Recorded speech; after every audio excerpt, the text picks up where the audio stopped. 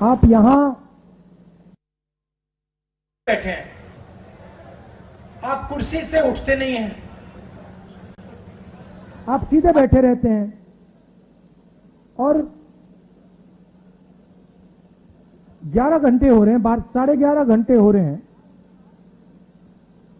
आप बिल्कुल थके ही नहीं हो। हम थक गए हैं मगर आप नहीं थके।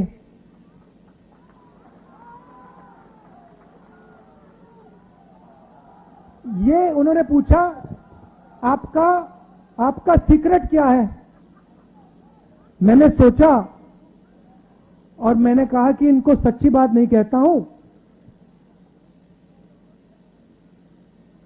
दूसरी बात कह देता हूं, दूसरा कारण कह देता हूं, मगर मेन बात नहीं कहता हूं।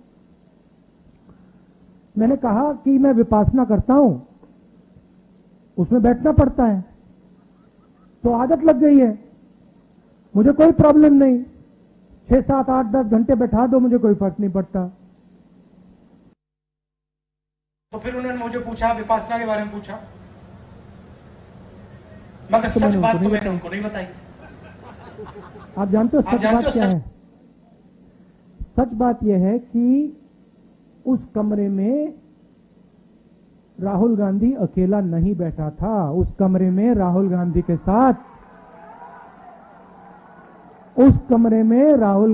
साथ कांग्रेस का हर नेता, हर कार्यकर्ता कमरे में बैठा था। आप एक आदमी को थका सकते हो, मगर आप कांग्रेस पार्टी के करोड़ों कार्यकर्ताओं को, नेताओं को नहीं थका सकते हो।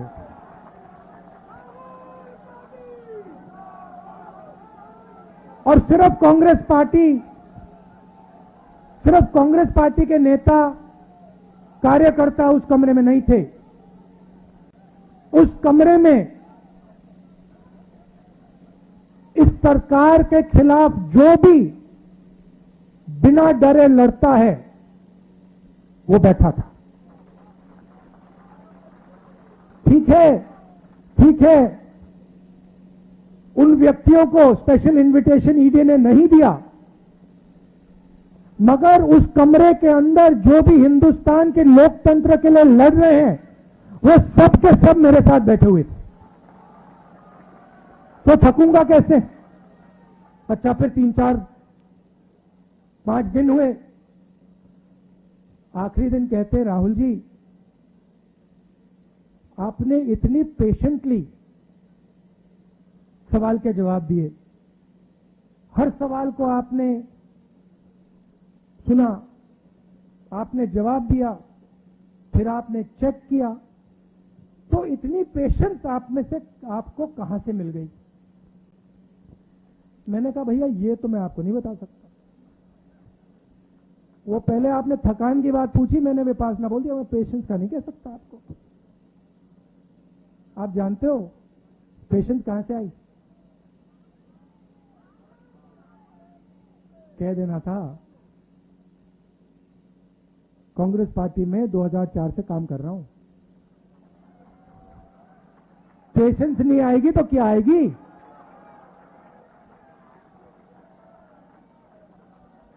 इस बात को कांग्रेस पार्टी का हर नेता समझता है। देखो बैठे हुए सचिन पायलट जी बैठे हुए, सब बैठे हुए, मैं बैठा हूं। तो ये जो हमारी पार्टी है, संगठन है, सिद्धरमैया जी भी बैठे हुए हैं, रणदीप, सब बैठे हुए, पेशेंटली बैठे हुए, प्यार से बैठे हुए। तो ये जो हमारी पार्टी है, ये हमें थकने नहीं देती है, और ये हमें रोज पेशेंस सिखाती है, और इसी से हमें स्ट्रेंथ आती है, इसी से हम लड़ते हैं। उधर पेशेंस की कोई जरूरत नहीं, उधर बस हाथ जोड़ दो, मत्था टेक दो, सच्चाई मत बोलो, काम हो जाएगा। तो सबसे पहले मैं आपका धन्यवाद करना चाहता हूं कि आपको लगा होगा कि राहुल गांधी 5 दिन 3-4 ईडी ऑफिसरों के साथ अकेला बैठा है। आप गलतफहमी में हो। आप सब मेरे साथ ईडी ऑफिस में बैठे हुए थे और आपने अपनी शक्ति मुझे दी, इसीलिए ईडी शीडी कुछ नहीं, कुछ फर्क नहीं पड़ता। और मैं आपको बताऊं, वेणुगोपाल जी ने कहा, मैं आपको बता रहा हूं, जो ऑफिसर्स थे जिन्होंने मुझे इंटरोगेट किया, उनको भी यह बात समझ आ गई कि कांग्रेस पार्टी के नेता को डराया नहीं जा सकता है, कांग्रेस पार्टी के नेता को दबाया नहीं जा सकता है, धमकाया नहीं जा सकता है, क्योंकि कांग्रेस पार्टी सच्चाई के लिए लड़ती है। सच्चाई में पेशेंस की कोई कमी नहीं होती। सच्चाई कभी थकती नहीं है। झूठ जरूर थक जाएगा, मगर सच्चाई कभी नहीं थकती। सच्चाई में पेशेंस की कोई कमी नहीं हो सकती। तो मैं आपको दिल से धन्यवाद करना चाहता हूं।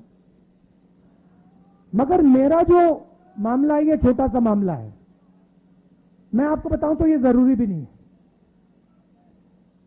आज सबसे जरूरी बात हिंदुस्तान में रोजगार की है। नरेंद्र मोदी की सरकार ने, जो इस देश की रीढ़ की हड्डी है, स्मॉल एंड मीडियम इंडस्ट्री, जो इस देश को रोजगार देती है, उस रीढ़ की हड्डी को इन्होंने तोड़ दिया है। और आज मैं महीनों से कह रहा हूं, और जो हमारे युवा हर रोज सुबह दौड़ते हैं, आर्मी में, नेवी में, एयरफोर्स में, फोर्सेस में भर्ती होने के लिए दौड़ते हैं, उनसे मैं कह रहा हूं कि हिंदुस्तान के प्रधानमंत्री ने इस देश की रीढ़ की हड्डी को तोड़ दिया है और ये देश अपने युवाओं को अब रोजगार नहीं दे पाएगा। चाहे सरकार कुछ भी कर ले, ये देश अपने रोजगार नहीं दे पाएगा। 2-3 बड़े उद्योग नरेंद्र मोदी जी ने देश पकड़ा दिया है। ये 2-3 उद्योगपति देश को रोजगार नहीं दिलवा सकते हैं। और अब जो आखिरी रास्ता था, युवाओं के लिए जो आखिरी रास्ता था देशभक्ति का, आर्मी का, फोर्सेस का, उस रास्ते को इन लोगों ने बंद कर दिया है।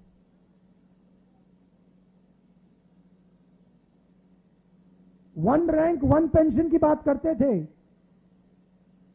अब नो रैंक नो पेंशन। अब आप दौड़ो, सुबह दौड़ो, आर्मी में भर्ती हो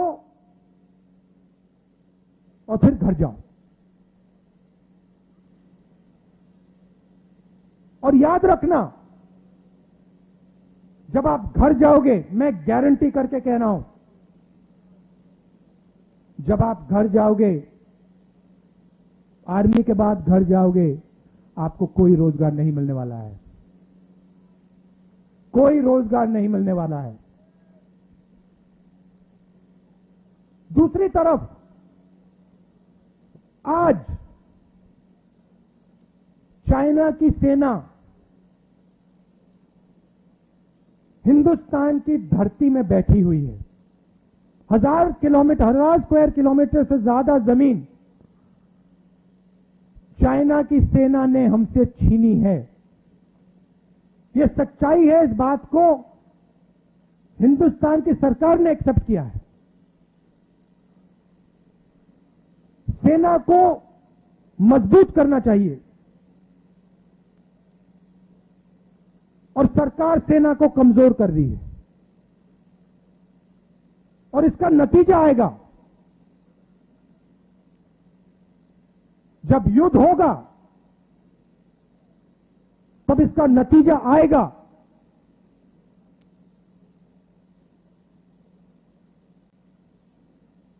और मैं याद रखिए जो बात बोल रहा हूं, जब युद्ध आएगा हमारी जो आर्मी है उसको कमजोर कर रहे हैं ये लोग।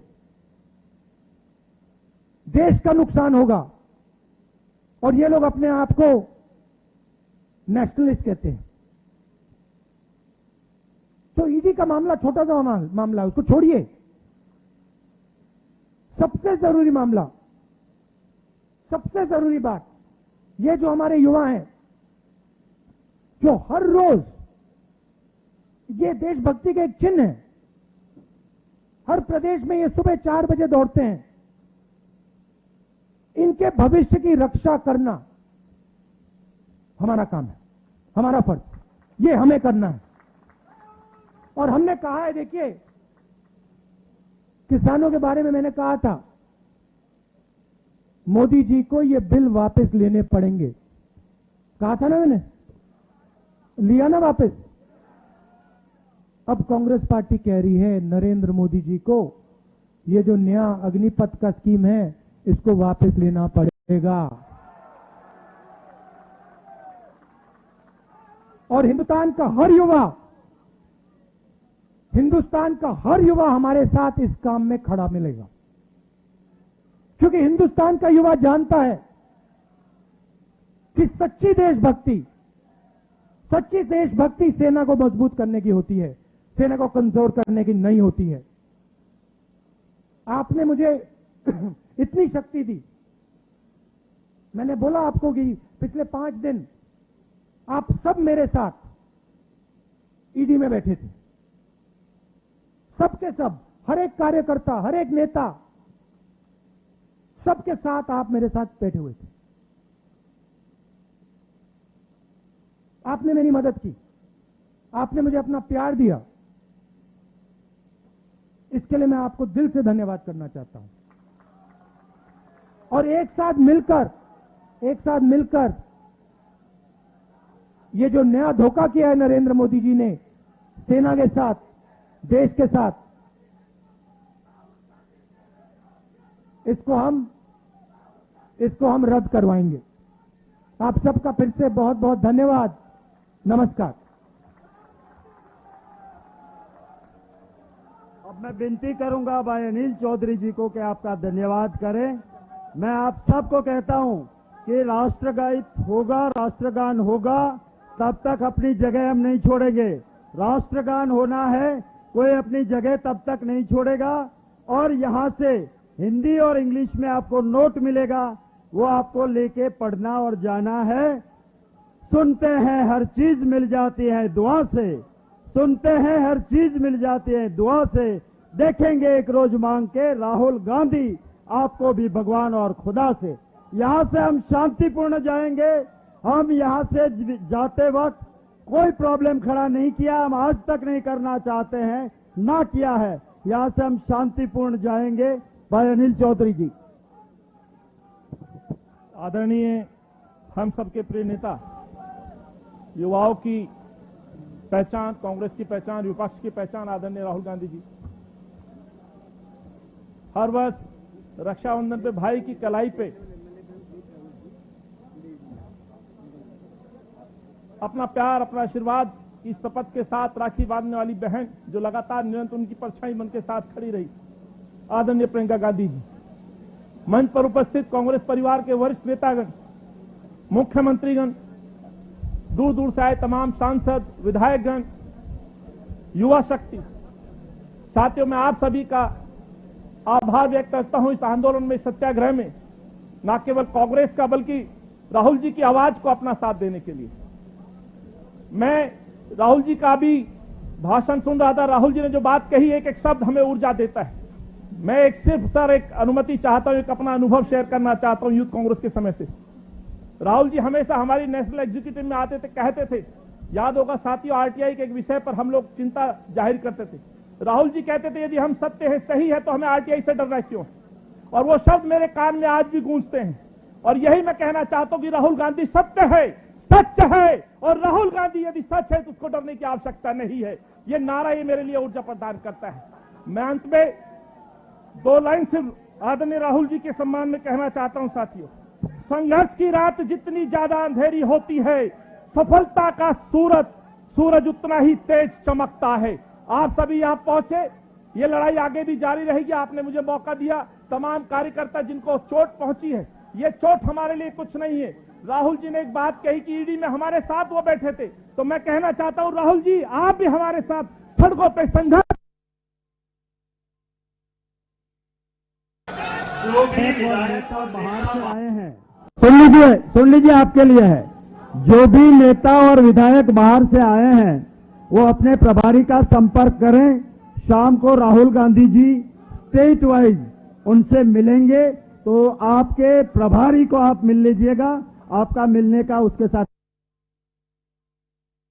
सब अपनी जगह पे सावधान मुद्रा में रहेंगे। कोई शौकत नहीं होगा राष्ट्रगान के दौरान।